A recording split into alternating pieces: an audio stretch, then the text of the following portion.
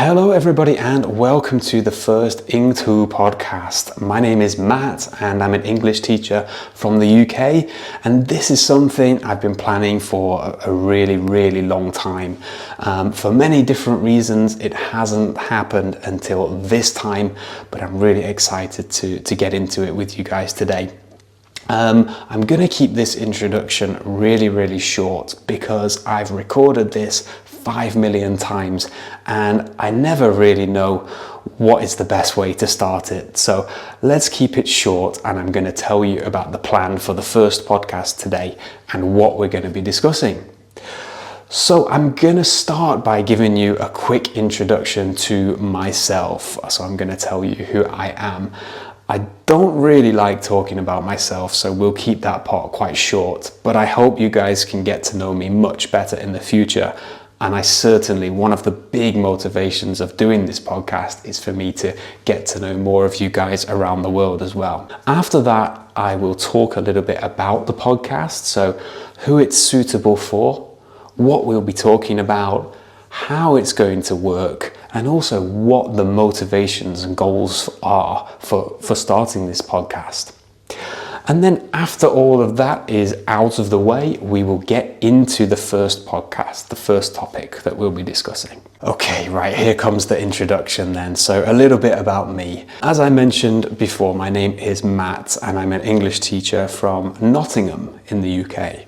I don't know if any of you guys out there have heard of that city. It's not one of the biggest ones in the UK, but it's okay. I think it's a good place to live. It's not a bad city. I've been an English teacher for nearly 10 years now, which is quite crazy to say. I never knew I would be an English teacher. It started as a bit of an adventure for me, a way to travel the world without having any money. And I started my career and my journey in China. So I was 21 years old. As I mentioned, had no money, but wanted to travel. I found a program that kind of gave me a very quick course on how to be an English teacher, and then put me into an internship in China. And I spent 6 months there and had an incredible time. I didn't want to go home. So in the end, I spent 4 years working as a teacher in China, and I did more qualifications and became a real teacher, I think, in that time. After leaving China, I came back to the UK to study a master's. But as I was studying, I kept in touch with some of my old students and taught them online to make a little bit of money so that I could live. And when I finished my master's, things were going pretty well with me with regards to teaching online. So I decided to put my time and energy into that full time and started my own online teaching business once I'd graduated. I've been doing that for a couple of years now, full time. It's a good job, it's something that I enjoy doing, and I've met some really interesting and incredible people from all around the world. I've taught people from every continent now, apart from Antarctica, which is one of my proudest achievements so far, I think. And I really hope to expand that even further with the podcast and other things that I'm working on now. Me as a person, I'm from England, so I love football. All right, my team is Nottingham Forest. I hope some of you guys out there have heard of them, but if you're not, watch some of the matches, or maybe don't watch the matches because they're quite boring to watch at the moment. But yeah, I'm a big fan of football and I'm a big fan of everything outdoors. So I love my hiking, my walking in the countryside. I'm a really big fan of fishing as well. I love fishing. But I think my biggest passion, as a lot of people say, is travel. So I love to travel. After I left China, myself and my girlfriend traveled back to the UK, but we took 3 months to make the journey. So we traveled from China to Nottingham without flying in a plane, which was a really good journey. And I've been to some really cool countries around the world. Some of my favorites are Tajikistan, Kyrgyzstan in Central Asia, and I also recently went to Sri Lanka, and I kind of fell in love with Sri Lanka. I love that country. It's great. But I'll tell you a lot more about my traveling stories as we progress with this podcast. Travel is going to be a really big focus of the podcast. But that kind of leads me on to what I'm doing now. So for the last 6 or 7 months, I've been combining travel with my work, and I have become what some people call a digital nomad. So as I work online and I can work from anywhere, and my girlfriend Michelle can also do that, we have been traveling and working at the same time. And our goal is to spend 2 or 3 months in one country before moving on to the next country and working as we go. We hope to do it for 2 or 3 years if everything goes well and if we keep enjoying it. I've been doing this, as I mentioned, 6 or 7 months, and in that time we have lived in Mallorca, an island in Spain, and then we went to Taiwan. Michelle, my girlfriend, is from Taiwan, so we spent Lunar New Year with her family there. Then we went to Vietnam, and then we went to Sri Lanka, as I mentioned, and now I'm in Florence in Italy. So 1, 2, 3, 5 countries so far. It's been a really exciting but also quite difficult experience at times. But as I mentioned, I'm going to talk about this a lot more in the podcasts and also on the blog, which you can check out at eng-tu.com. That's eng-tu.com. Okay, I think that's enough about me. If anybody has questions about me at any point, please feel free to get in touch. I'm really happy to answer those questions. So moving on to the podcast itself then. So I'm going to start with the way that the podcast will work and the things we'll be talking about first of all. Okay, so the podcast is mainly going to be based around my experiences as a digital nomad and my travel experiences. These are the things that I love to talk about, and they're the things that I also love to write about. So again, you can check out the blog, which goes together with the podcast really. The two resources, the podcast and the blog, should be combined to get the most out of them. You can check that out at eng-tu.com as well, and I write a blog on there every week. So the topic that we'll be talking about in the podcast is, as I mentioned, my experiences as a digital nomad and my travel experiences. It's going to work like this. So I will be talking about this, I'll be discussing this topic, but then when the podcast is finished, I'm going to go back and explain some of the difficult vocabulary that I mentioned in the podcast. Okay, the podcast is going to be an English learning resource, and you can use it in 2 ways. So firstly, it's going to help you with your real life listening skills. It's an authentic material that you can practice listening to. But also there's going to be a lot of vocabulary, phrases, phrasal verbs, idioms, and also grammar in there. So as I mentioned, the second part of the podcast, when we go back and look at those phrases and grammar points together, is where you're going to expand your vocabulary and your knowledge of grammar as well. So it should be a really useful resource for English learners out there. It's not going to be the easiest material, so it's probably going to be too difficult for beginners. But if you're an intermediate English learner who's trying to get to that next level, I know how difficult that is. These resources, this podcast, coupled together with the blog, are for you. So they're aimed at you to help you to get to the next level and to become a more natural user of English. So it's mainly going to be me talking about a topic, but we're going to have a lot of variety in this as well. I'm also going to have interviews with other English teachers and also my students too. You know, I have some great conversations with my students, and I'd love to share some of those with you on the blog. I'm also going to talk to real people as well and interview those guys.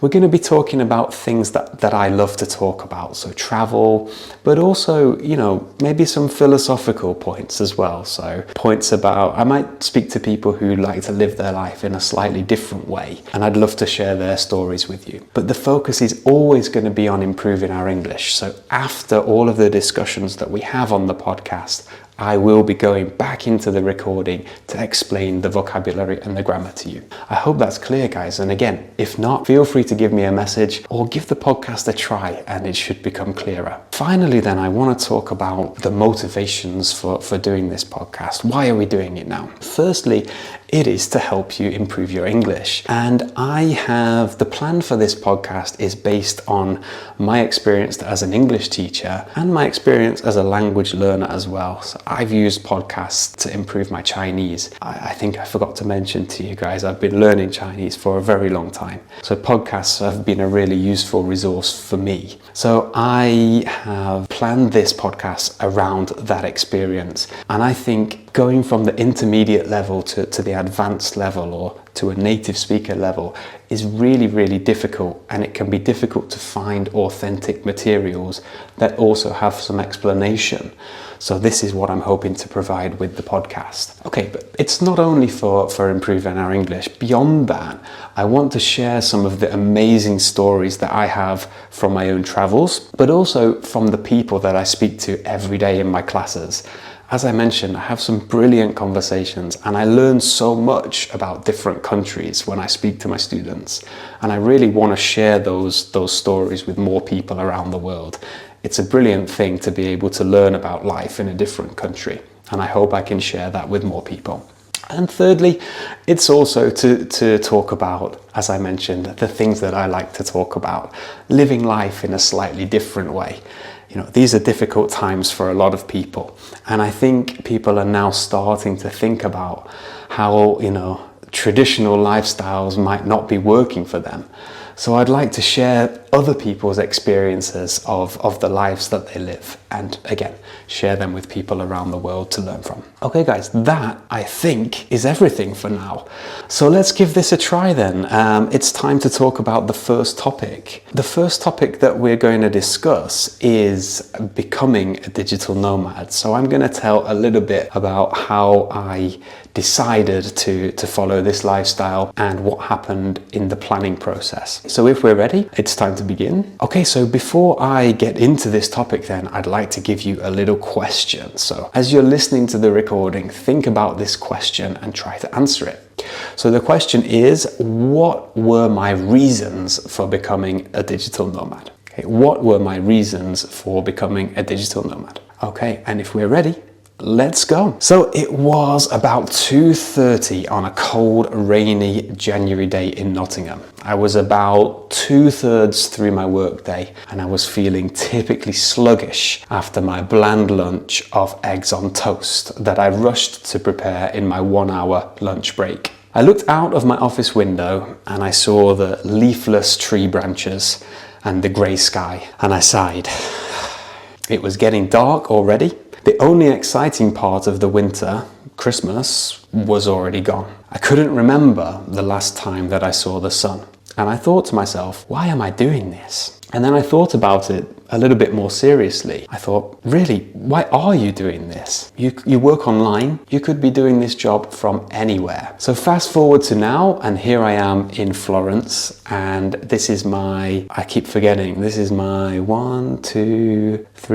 5th destination as a full-time digital nomad. So I turned my daydream from that wet January afternoon into a reality. And since October 2002, myself and my girlfriend Michelle have been living in Mallorca in Spain, Taiwan, Vietnam, Sri Lanka, and now Florence in Italy. And we have some really exciting plans for the rest of the year as well. But what is a digital nomad? You might have heard this word recently, but what is it? And is it really the dream lifestyle that I thought it would be? Well, the Oxford Dictionary says that a digital nomad is a person who earns a living working online in different locations that they choose for themselves. But I think this is quite a basic definition, and there are different types of digital nomads. So some digital nomads have a base, maybe in their hometown, and they return to this base after a few months or weeks of traveling. However, some digital nomads are continuously on the road, switching countries very often. Myself and Michelle, we are living outside of England permanently, but we're not changing locations very, very often. We plan to spend up to 3 months in one location before moving on. And the idea is that it gives us more time to settle, make friends, and really feel like we're living here, not just traveling. We tell ourselves very strictly that working is 50% of being a digital nomad, and we are not backpackers anymore. I'm really lucky that I have a job that I can do remotely, and I've always loved traveling, so I was naturally attracted to becoming a digital nomad. I also really hate the weather in the UK, and especially in the winter. In fact, I like the weather in the UK in summer, but I hate the weather in the UK in winter. It's very dark, and the darkness drains my energy and makes me pretty depressed. And I was looking for a way to escape that. There are a lot of other reasons why I wanted to try this lifestyle, and I guess, different people have their own motivations. So maybe like me, they're chasing nice weather or escaping the bad weather from their home. Maybe it's really expensive to live in their home country and they can enjoy a more comfortable lifestyle abroad. And I'm definitely finding that I can save more money living abroad and live a nicer life as well. Or maybe some people have just realized that there is more to life than going to school, getting a job, buying a house and getting old. And it's not to say that that is bad. And I understand that this is a dream for many, many people. But I think especially since the COVID pandemic, people are realizing that there might be other ways to live your life now. Okay, so as we come to the end of this talk, I'm just reflecting a little bit on that final question. Is being a digital nomad a dream lifestyle? Right now, it's pretty good. I enjoy it. But I would be lying if I said there are no challenges or difficult times. It's a little bit too early for me to say for sure right now. But check back with me in 6 more months and I think I'll have a better answer for you. Okay guys, well done for making it this far. You've completed the first topic. I hope you understood and followed most of it. How about my question then? So I asked, what was the main reason that I decided to become a digital nomad? I think you could have a couple of answers for this that would be okay, but there were 2 main reasons, I think. So the first one is that I love traveling and I have a job that allows me to travel. So I can do my job from anywhere. And the second reason that you should have got this one is that I really hate the weather in the UK in winter and I wanted to escape from that. There were a couple of other possible answers you could have. So I did mention that I can live a more comfortable life outside of the UK, and that's it really. So I think if you got 2 of those 3 answers, well done, you got the right answer. Okay, so there was a bit of nice vocabulary in this one, and this one was not too difficult. And future podcasts will be a little bit more difficult than this one. But let me know how you got on. Was it difficult for you? Is it too easy? Let me know and we can make adjustments to future podcasts. Okay, let's have a look at some of the vocabulary in detail though. So at the beginning of the recording, I said that it was 2:30 in the afternoon on a cold, rainy January day in Nottingham. I was 2/3 through my working day, feeling typically sluggish after my bland lunch of eggs on toast. So I was feeling sluggish after my bland lunch of eggs on toast. 2 really nice adjectives there. So I was feeling sluggish. It means I was feeling low on energy. When you feel sluggish, everything feels quite difficult to do. You don't have a lot of energy to do stuff. We often feel sluggish in the afternoon, especially if we have a big lunch. Okay, so I was feeling sluggish after my bland lunch of eggs on toast. Okay, bland. When we describe food as bland, it means the food has no flavor. It's really boring. Okay, so bland lunch. We could describe other things as bland as well. It means it's quite boring, doesn't have a lot of flavor, doesn't have a lot of personality, doesn't have a lot of color maybe as well. So a bland person is a boring person without much personality. A bland room is a room with no color, maybe no interesting paintings or anything like that. Sluggish and bland, some good adjectives there. I continued I continued to talk about how I made the decision to become a digital nomad. I think we're quite clear on what a digital nomad is now. I explained that a little bit in the recording as well. But as I mentioned, there are some different types of digital nomads. So I said that some digital nomads have a base, maybe in their hometown, which they return to after a few weeks or months of traveling. But some digital nomads are continuously on the road, switching countries very often. So some digital nomads have a base. Okay, a base. A base, when we use it to talk about work, is the main place that you work from. Okay, so maybe you travel to other places, but you always come back to your base. That's the main place that you work from. What about the opposite of that then? Some digital nomads are continuously on the road. So to be on the road, really good phrase there. To be on the road means to be traveling. Okay, to be making a journey, to be going somewhere. So some digital nomads are continuously on the road. They're always traveling, they're always moving. How about me? So I mentioned that myself and my girlfriend are somewhere between those two. We're living outside of England permanently, but we're not changing locations so often. Okay, we're living outside of England permanently. Adverb there, permanently. It means you're doing it forever, all of the time. So we're always living outside of England. We're not going back to England as a base. We're living outside of England permanently. And I continued by talking about our plans. So I said, we plan to spend up to 3 months in one country before moving on. And the idea is that this gives us more time to settle, to make friends, and feel like we're really living in that place, not just traveling. So we're telling ourselves very strictly that working is 50% of being a digital nomad, and we are not backpackers anymore. We are not backpackers anymore. What's a backpacker? Hopefully many of you listening will have experienced life as a backpacker before. A backpacker is a traveler, usually a young person who travels with nothing except a backpack. So they put all of their clothes into one backpack and they travel around the world. A lot of British people like to do this when they finish high school or finish university. They like to be a backpacker in Australia. So they put some clothes in a backpack and then they go. Myself and my girlfriend, we are not backpackers right now because we have to work, right? So we're spending a longer time in one location. Next then I started to talk more about my reasons for becoming a digital nomad. Maybe you can hear the dog outside. This dog is causing me a lot of problems. And we're in an Airbnb right now in Florence in Italy, and I love it. It's really nice, but they have a dog that barks quite a lot and it causes me some problems. So sorry guys if you can hear the barking on the recording there.